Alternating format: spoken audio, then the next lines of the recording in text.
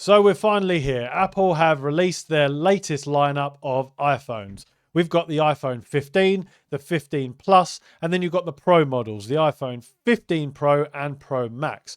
And Apple are really good at doing big presentations, telling you everything that's amazing about these phones and going into immense detail, every little intricate feature that these phones have, and they're really good at marketing it and branding it, that it's some game-changing thing.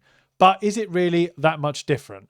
Well, last year, you can see that I've been quite critical over the iPhone 14 Pro, saying that other than the dynamic island and a few other little additions, there wasn't really that much to it. And it wasn't really worth upgrading from the iPhone 13 Pro. Now, this year, it's a little bit different. Is it still worth upgrading? Well, I'm going to cut through all the BS, all of the hour-long plus presentation, and I'm going to tell you the key updates to this year's iPhone lineup. And at the end of the video, I'm going to tell you whether you should upgrade to it or not. So let's get into it. So first of all, let's talk about the iPhone 15 lineup, the 15 and the 15 Plus. Well, the first thing is that I want you to know you do not get the action button. The action button that is on the Pro models that's been heavily advertised is not on the standard 15. That is only available on the Pro models. Now, what the iPhone 15 does get is it gets a updated design. So it's still made of aluminium. It's not made of titanium. It's still made of aluminium, but it's got an updated design. It's got smoother edges, it's got thinner bezels, and it also does get the dynamic island. The feature that was added onto the iPhone 14 Pro models last year has now been added to the 15 standard 15 lineup this year. So the iPhone 15 will get the dynamic island. It will also get a A16 Bionic chip, which was in the Pro models last year. So I think this is going to be a new thing going forward. I think whatever the latest chip and the latest feature that the Pro models get going forward, the standard iPhone models will get that the following year. I think that's what it's going to be. They're always going to be sort of a year behind the Pro models. That's what I'm guessing anyway. That's what it seems to happen the last couple of years. So it gets the A16 Bionic chip from last year's phone. It also gets an updated design with thinner bezels, nicer to hold in the hand, curvier edges, that sort of thing. It's still made of aluminium. It's not made of any premium titanium materials or anything like that. It still has the mute switch, but it does get the dynamic island, which was introduced at last year's iPhone 14 Pro. And it also gets USB-C. Thank God. USB-C coming to iPhone. It's a bit weird because iPhone have had Lightning for years. And to be honest, is it going to make a big difference to most usual people who just use their phone for everyday features and everyday use?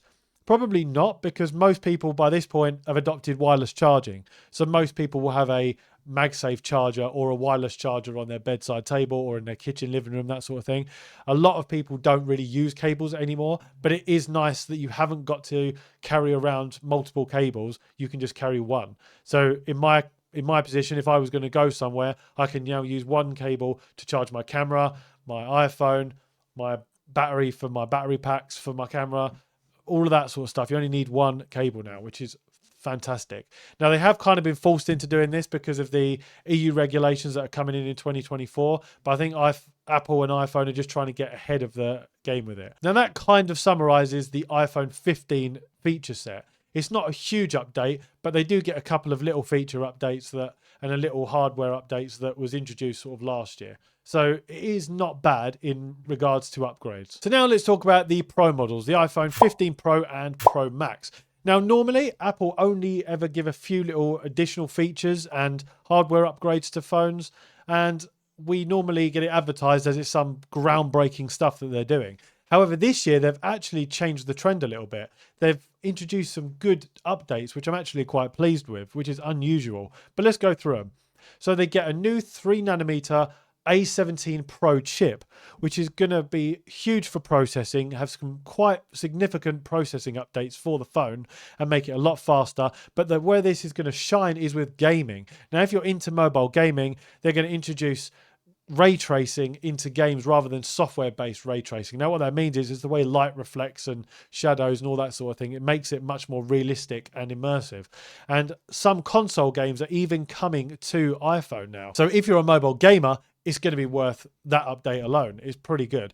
However, for the average consumer, people who just don't really play mobile games and use their phone for day-to-day stuff, it's not a big deal, but it's a nice upgrade. The next thing is the titanium shell. Now, iPhones are quite clunky. The iPhone 14 Pro, not the Pro Max, just the Pro, was still quite a substantial phone. It was quite thick, it was quite heavy, it was a bit awkward to hold in your hand.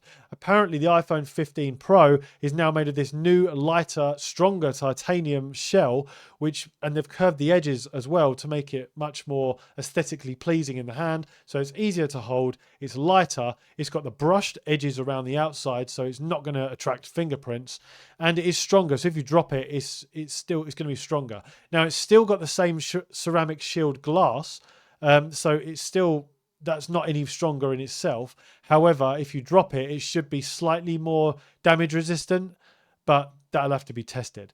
Now, apparently the way the phone's been built as well means that if you do drop it and break the glass, it's going to be easier to repair, which in theory should mean cheaper, but we'll have to wait and see.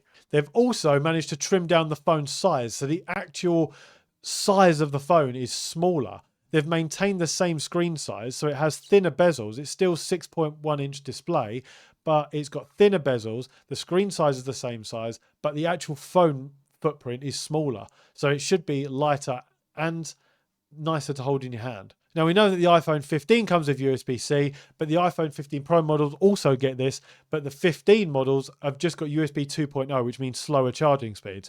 The iPhone Pro models will have USB 3.0, which means much faster charging speeds. I think they've quoted up to 10 gigabits a second for transfer speeds as well, so that is quite nice. Thank God we've got the USB-C on an iPhone. I was considering changing it over to iPhone last year, but because of Lightning, I never did it. And also, just the way they updated the phone, it wasn't good enough upgrades for me, so I just didn't change it. Whereas this year, I actually quite like the look of the updates, especially USB-C. It also gets the action button, which basically they've replaced the mute switch that iPhone have had for years. It's now a action button which you can press. By default, you can long press it and it will still mute your phone or go into silent mode or whatever.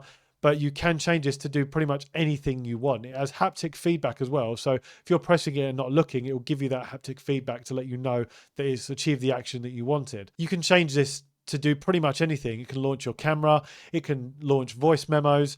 It can launch an app or launch an app within an app. It can launch your flashlight. Pretty much anything you want. We have to test it, see what the customizability options are with that.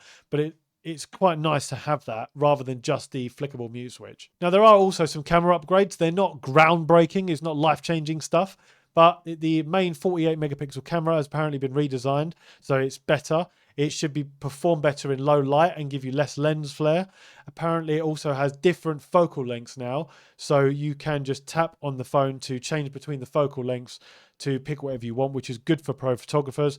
You can also record at 4K 60 frames a second instead of 4K 30. And on the iPhone 15 Pro Max, it has a new 5x telephoto lens. Now, it's not the 10 times or 100 times that Samsung or other phones have got, but the 5x is good. And to be honest, the 100 times space zoom, everyone talks about it, but it's not that great. The image quality still isn't brilliant. So should they have introduced a 10 times? Maybe, but I think for everybody, most people who just use this in day-to-day use, I think the 5x are going to be enough. And to be honest, people might not even want the 5x. They might still only want the 3x that the iPhone 15 Pro is going to have, not the Pro Max. So there are all the upgrades that you get on the iPhone 15 and 15 Pro models. Just to summarize, the iPhone 15 gets the A16 chip from last year. It gets a slightly changed design with smoother edges. It gets a new glass back. It gets the dynamic island and USB, to summarize the iPhone 15. And to summarize the Pro models, you get a brand new A17 Pro processor with improved gaming performance and ray tracing. You get the titanium build, USB 3.0. You get the action button, upgraded cameras, smaller phone footprint with thinner bezels with the same 6.1-inch display, and on the 15 Pro it will have a 3x lens with different focal lengths, and on the 15 Pro Max it will get a 5x lens. So that's to summarize all of the updates in the iPhone 15 and 15 Pro without all the BS, without all the big marketing and branding that Apple do, the hour-long presentation, just to cut right into it.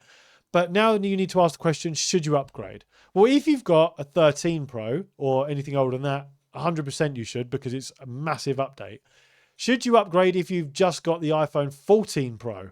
Well, now this is the big question everyone asks themselves. Or even better, should you upgrade if you've got an Android phone?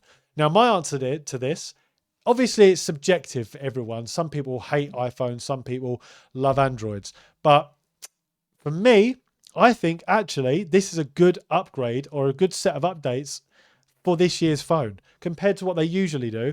I think this is pretty decent. So should you upgrade from the 14 Pro? I would say yes, because you've got a smaller phone, you get a better processor, you get quite a few decent updates in it. Plus USB-C is almost worth upgrading by itself.